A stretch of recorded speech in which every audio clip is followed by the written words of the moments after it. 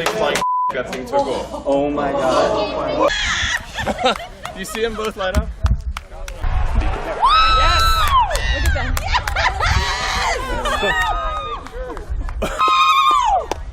That's unreal.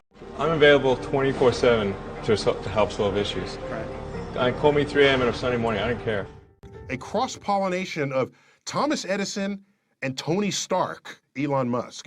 Were you a little naive when you thought I can easily build an electric car and a rocket? I didn't think it would be easy. Like I said, I thought they would probably fail. But you know, like creating a company is almost like having a child. So it's sort of like, how do you say your child should not have food? So once you have the company, you have to feed it and nurse it, and take care of it, even if it ruins you. Yeah.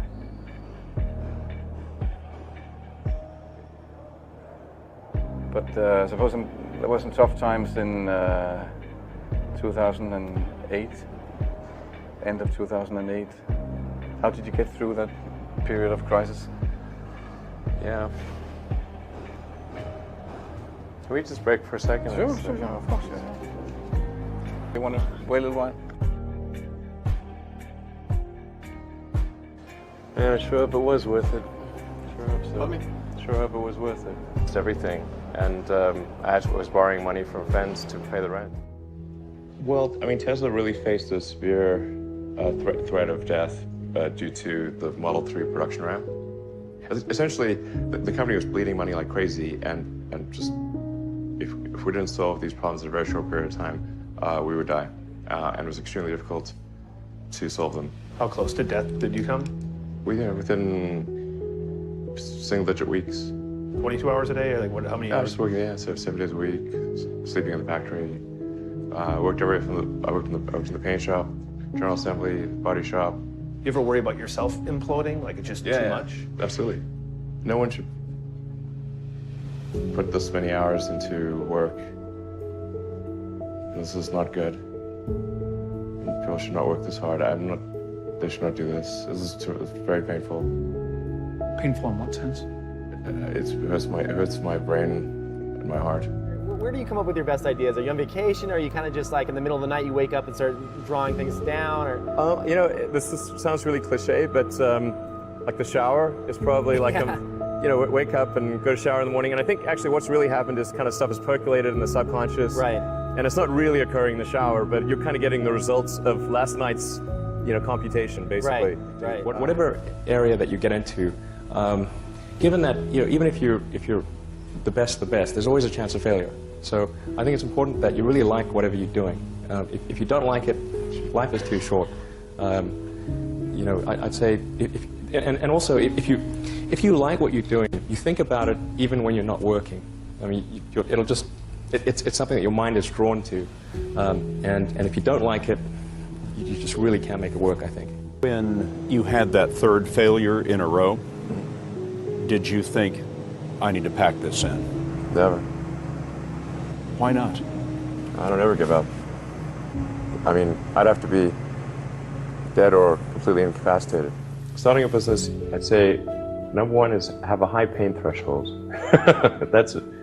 There's a friend of mine who's got a good saying, which is that starting a company is like eating glass and staring into the abyss. Okay, that's generally what happens, because when you first start a company, there's lots of optimism and things are great, and then so happiness at first is high. Then you encounter all sorts of issues, and happiness will steadily decline, and then you'll go through a whole world of hurt. And then eventually, if you succeed, and in most cases you will not succeed,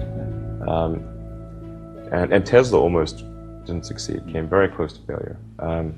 Then if you succeed, then after a long time you will finally get back to happiness. I think too is you got to make sure that whatever you're doing is a great product or service. It has to be really great. And I go back to what I was saying earlier, where if you're a new company, I mean, unless it's like some new industry or new market if it's an untapped market, or then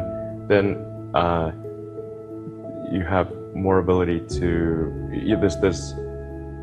the standard is lower for your product or service. But if you're entering anything where there's an existing marketplace against large entrenched competitors, then your product or service needs to be much better than theirs. It can't be a little bit better, because then you put yourself in the shoes of the consumer and they say, why would you buy it as a consumer? You're always going to buy the trusted brand unless there's a big difference. So a lot of times,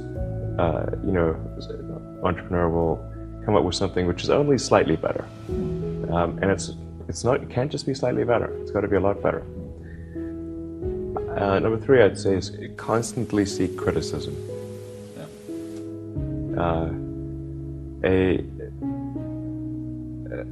A well thought out critique of whatever you're doing is as valuable as gold.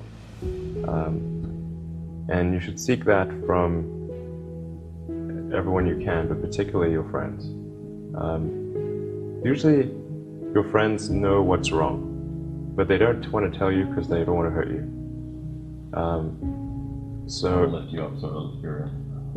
So they'll say, oh, I wouldn't encourage my friend, so I'm not going to tell him what I think is wrong with this product. It doesn't mean your friends are right, but very often they are right. And you at least want to listen very carefully to what they say. And to everyone, if you're looking for, basically, you should take the approach that you're wrong. That you, the entrepreneur, are wrong. Your goal is to be less wrong.